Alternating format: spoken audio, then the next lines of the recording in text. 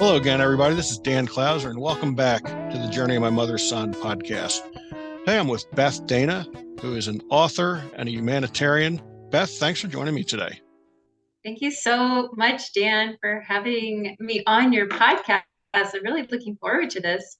Absolutely. I'm looking forward to it as well. And for my listeners, just to let them know, you can see from my background, I'm no longer in our niece and nephew's house. We're back in the RV recording mobily again. So this is being recorded in Pigeon Forge, Tennessee.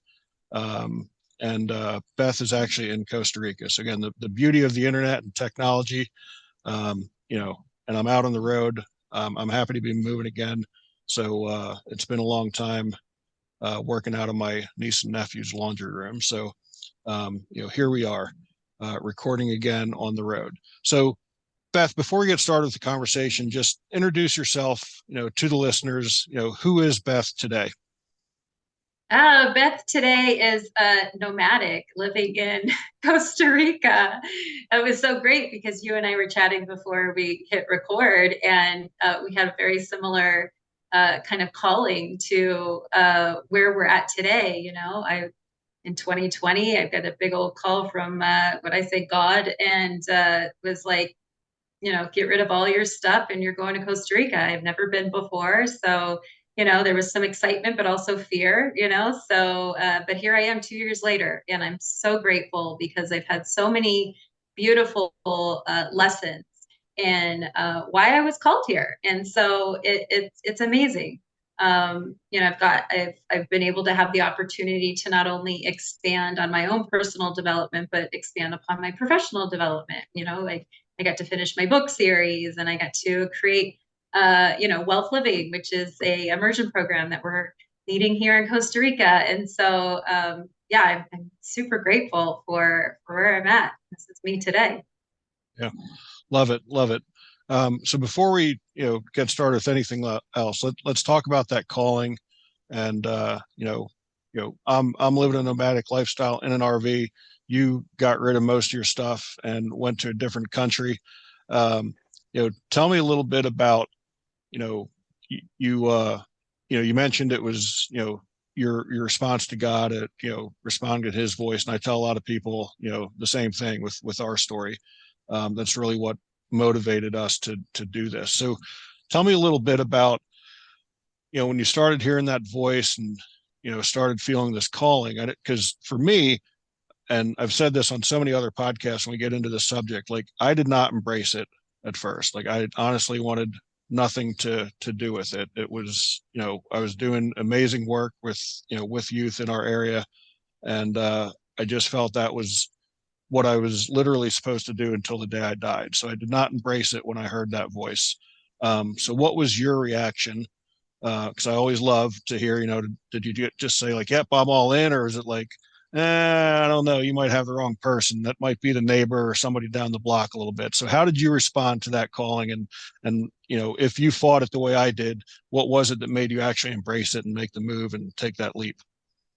It was a little bit of a roller coaster. At first, I'm like, oh, this is exciting. It was 2020, and I was like, I had decided to leave the financial industry and move my book series and coaching program online. So I just saw this as a kind of a new adventure, but then kind of the reality part set in, and I started getting rid of all my stuff. I started thinking, well, what if this doesn't work out? Like, what am I doing? Because I really didn't feel like I was going away for like a short period of time. Like I had this knowing within myself that I was going to be gone for a while. I just didn't know what that looked like. And in that, it was like, okay, get rid of your stuff. So I had kind of this roller coaster of excitement, fear, right? Um, but it was honestly, Dan, it was just this knowing and this trust and this faith that took over. That was like, I've got you. And so things just started lining up. Booked. I remember booking my flight, and my palms were so sweaty, and so I knew that I was doing something that was so outside of what I've done before. But I just had this feeling and this knowing, like I gotcha, just go. And yeah, And when I landed in Costa Rica, I was immediately excited to be here and embrace the country and the culture. But I had a lot of fears that came up for me along the way. Coming to another country, not knowing the language, and it's pretty Americanized in some areas, but it's still learning a different country and learning the ways. And with the world the way it was then, relying on internet and Costa Rica not having the strongest internet for my business, and so there were a lot of fears that came in. So there's been but going back to your question, it was really this knowing, like, I've got you, just go, just step into faith. Yeah, very very relatable. And it's funny you said you'd never been to Costa Rica. So like why Costa Rica? Like what was it about Costa Rica that was the place? Yeah, it's interesting because I know it's something that I have always talked about. I've been invited to Costa Rica before in the past, but I've had every excuse not to go. In fact, the funny thing is I purchased a beautiful hand engraved leather bag years ago in California at like a thrift store, and it was from Costa Rica, and it had always been in my closet. And so I ended up taking that with me on my travels. So it's almost like subconsciously I had this calling to Costa Rica, maybe. Um, and that was really the extent of it. And so not really knowing anything about Costa Rica other than just hearing about it, and just, I guess, having this call way beforehand, but not really associating, all of the, I guess, the breadcrumbs along the way. Yeah. Yeah.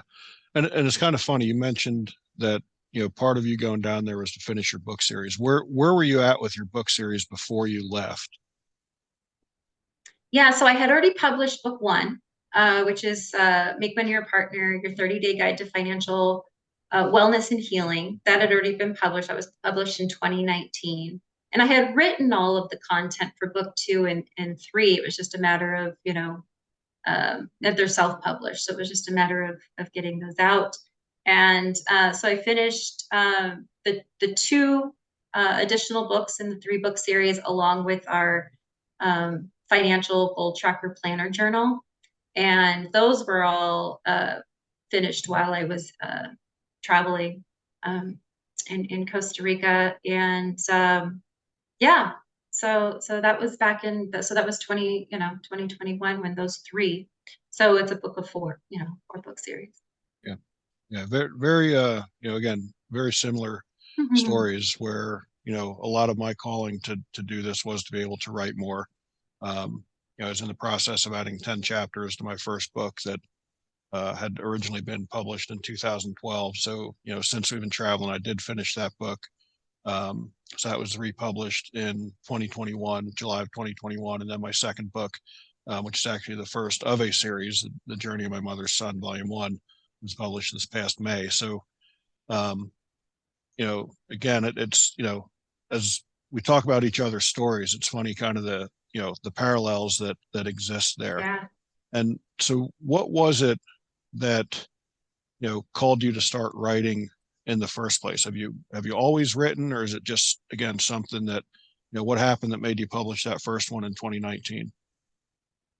Well, again, I feel like it was God calling me. So I always say, like, it's God. This is God's work. The book series. And I had originally started the first book because I was in the financial industry, and I recognized how big the mindset plays a factor in our relationship with money, and how many wounds and we have around money, and traumas that we have around money. So I really created the book series while being in the industry, and just recognizing my own journey and my relationship with money. And so at the time I had published it because I thought it was a great tool, to use to support people before becoming clients.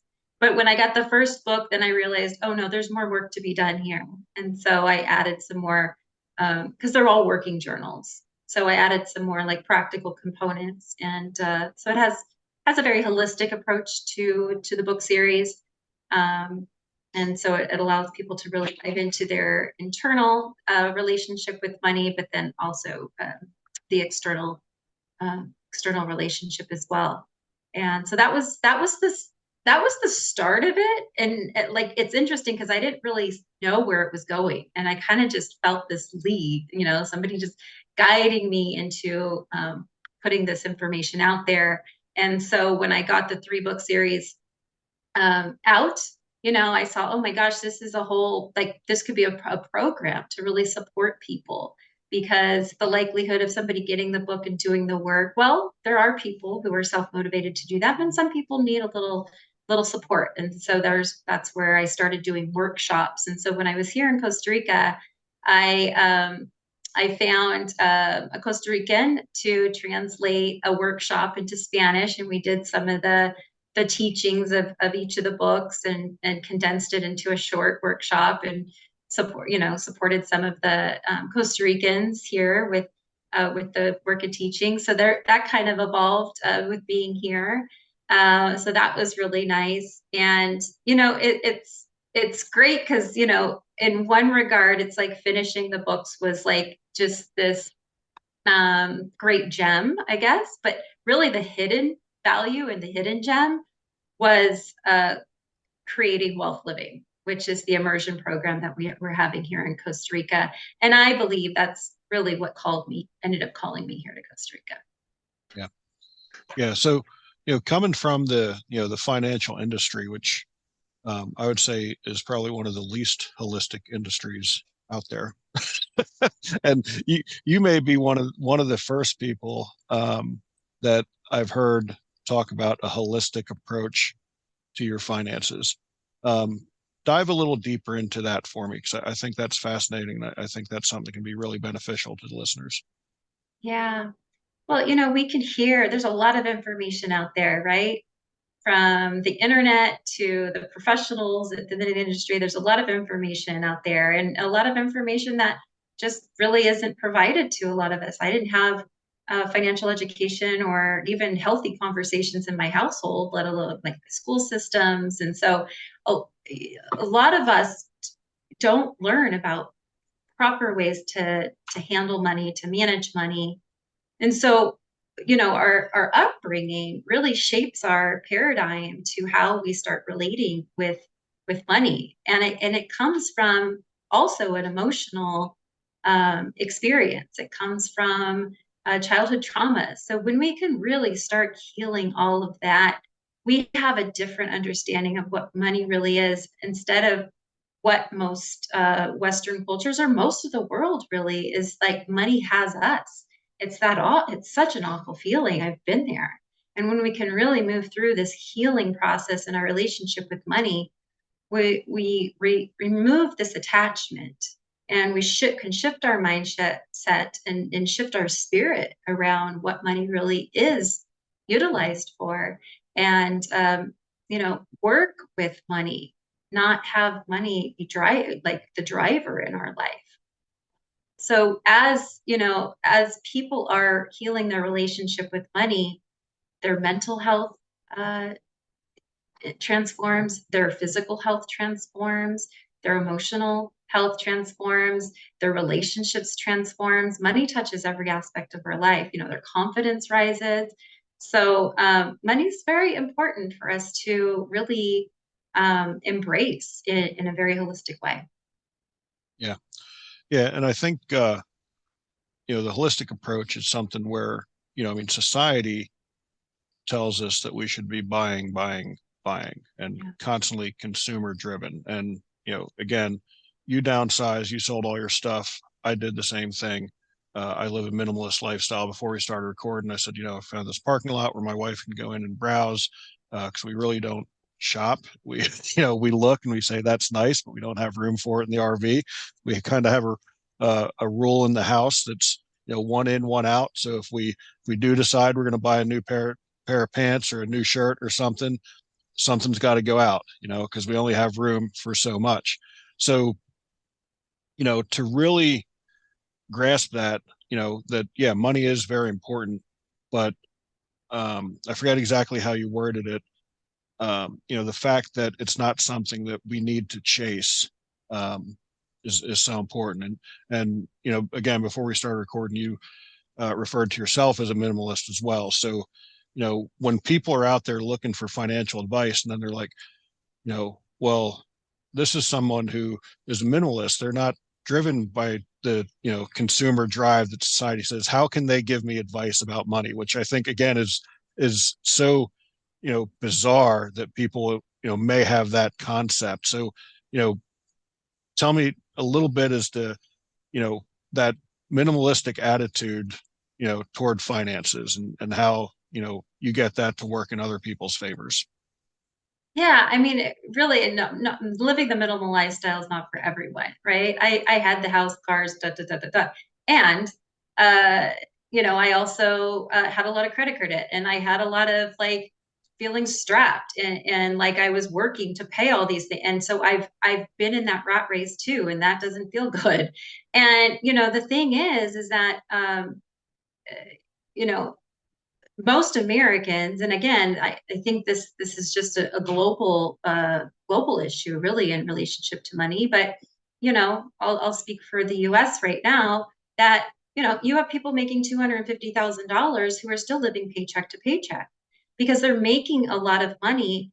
But what's happening is their behaviors or their values aren't aligned with that. So you could be making less money and still and be aligned with your values and what it is you want to create and still create a lot of wealth. So it's just a matter of where is your money going. You don't have, it's not to take away luxuries and enjoyable things in life and things that, but what you're spending and investing on, is it aligned with who you are, your true authentic self, your values? Because really where we should be focusing and investing is ourself, our personal development, our self-care, our health, our business if you're self-employed, and then of course long-term investments, right? Stocks, things like this, or real estate. And but to buy all the frivolous stuff and to be trapped into the consumer driven world, that's a waste of money. And again, it's not to not enjoy the things that you like, but start looking around and being like, oh my gosh, this money could have been going to that trip I've always wanted to take, or that money could have been going towards that uh, organization or that business that I always wanted to start. And just when people can start really honing in on their vision, what they want for themselves, their spending shifts, their relationship with money shifts, and they start putting money towards the things that are really important for them, not feeding it like you know wounds and fears by going out and compulsive buying, or buying or spending a lot of money on alcohol, or spending a lot of money on dining out. Like you just live a different lifestyle when you have an understanding of where your vision is going as relates to money. Yeah. And one thing for Sandy and I is we've really grown to the theory of less is more, and really investing much more in experiences, and not even like financially investing, but solely investing into experiences. Like a walk on a beach or a hike on a trail is much more valuable to us than anything that money can actually buy, in my opinion. But again, that's not necessarily for everyone, and I think that's the thing that again, in society, we want to use this broad stroke of thinking that it's a one size fits all method, and that's not the case. I mean, living in an RV, we love it, but the fact of the matter is it's not for everyone. Like you said, downsizing and living a minimalist lifestyle isn't for everyone. So is that what you do? Is you're helping people really understand what their boundaries are? Because like you said, you can have someone who's making 250 grand a year, they're still living paycheck to paycheck. You can have somebody who's making 50 grand a year, who is actually able to put money away and still live the lifestyle they want. So is that part of what you're doing there, is just making them understand what are their parameters? Yeah, it's really honing into who they are authentically as a person. and again, their values. And when they can get clear on their vision for what it is that they want to create, then they're going to invest differently. They're going to spend differently. Um, and that's it. Because one person's lifestyle is different than the other's. Somebody else has different future goals than the other. And a lot of times people think, oh, if I had $1 million, I could live the life of my dreams. But have you ever really written down exactly what it is that that dream life looks like? And have you ever calculated what that dream life looks like? Because in probably a lot of cases, it might be less than $1 million, and it might be much more achievable than you think. And so it's really connecting to that, and then going the direction of where it's going to take you, right? And so it's not to it's obviously you want to enjoy your experiences. That is important. And we also want to be about the future because we know we're going to age. We know we're going to get old. At some point, we're not going to work. And so, we want to be able to best prepare ourselves for the future. And again, it's not the same for everybody. I think you said that, right? It's not the same for everybody. So when we can get in touch with what that dream life looks like and what it costs, then you can move towards that with clarity. Love that. Beth, is there anything that we didn't cover that you'd like to bring up that you think would be valuable to the listeners? Well, I think the biggest, I guess the one thing I would just like to say is right now in this busy world, there's so much noise and distractions. There's a lot of systems out there that are leaving us unhealthy, unhappy, disconnected. The best thing that anyone can do for themselves is to, go within, spend some time with you, God, source, universe, whoever you believe in, and really connect with yourself. Because there's a lot of distractions to be pulling us away from who we are and what we want. Best thing you can do right now is learn about yourself and who you are and what you want. Yeah, I love that. Love that. Beth, if anybody wants to reach out to you, get copies of the book series, dig in deeper with what you're doing as far as the financial coaching, how can they find you on the internet? So you can go to my website, which is BethLDana.com, and there you can learn about all the different programs and the books. And if you're wanting to learn more about our immersion programs here in Costa Rica, which are designed to create leaders in new ways of conscious living, then you can go to wellthliving.com, and Wellth is spelled Wellth. All right, love it. Beth, that brings us to our final question. As you know, the subtitle of the podcast is Many Little People in Many Little Places, which comes from the opening lyrics of a Michael Franti song, Gloria, which go, when many little people in many little places do many little things and the whole world changes. What's one of the little things that Beth's doing on a daily basis to make the world a little bit better place? Oh my gosh, I'm constantly growing and evolving myself every day. And as we're recording this, I'm on a 21-day fast. I'm actually on day 8. And I'm intentionally on this fast because I'm listening for God for what's next in this next level that He's really called, He's called me to be in. And so it's really about how can I continue to grow? How can I continue to evolve and be a better person for all of the people around me? Yeah, and I think that's so important. That's such great advice as well, is that, many times we think about, doing for ourselves as being selfish, but sometimes being selfish is the most selfless thing that we can do because you can't fill from an empty cup. So if we're constantly giving, giving, giving, and not taking that time to refill ourselves and make sure that we're in a good spot, we can't really help others. So I love that, and I think that you getting yourself in a good spot creates an incredible ripple effect down the road that can definitely make the world a little bit better place for everybody that you interact with. So I love that answer. Love that Yeah, answer. I mean, Dan, how many times are we getting notifications on our computers or our cell phones to do an upgrade? Yeah, All the time. How many times are we giving ourselves an upgrade? Like, really? Yeah. So it's just about stepping away from all of this distractions and noise and really get an upgrade for yourself is the best thing that you can do for yourself and others. Yeah, very true. Very true. So, Beth, I really appreciate you taking the time joining me from sunny Costa Rica. It's a little cold up here in Tennessee right now.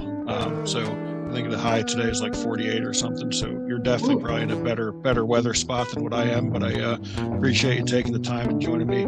This was a great conversation. And for folks out there listening, be sure to check out my other podcasts and blogs at journeymymotherson.com or danclouser.com. While you're there, pick up a copy of my most recent book, The Journey of My Mother's Son, Volume 1. Beth, again, really appreciate you taking the time. It's a great conversation. Thank you so much, Dan. It's been a pleasure.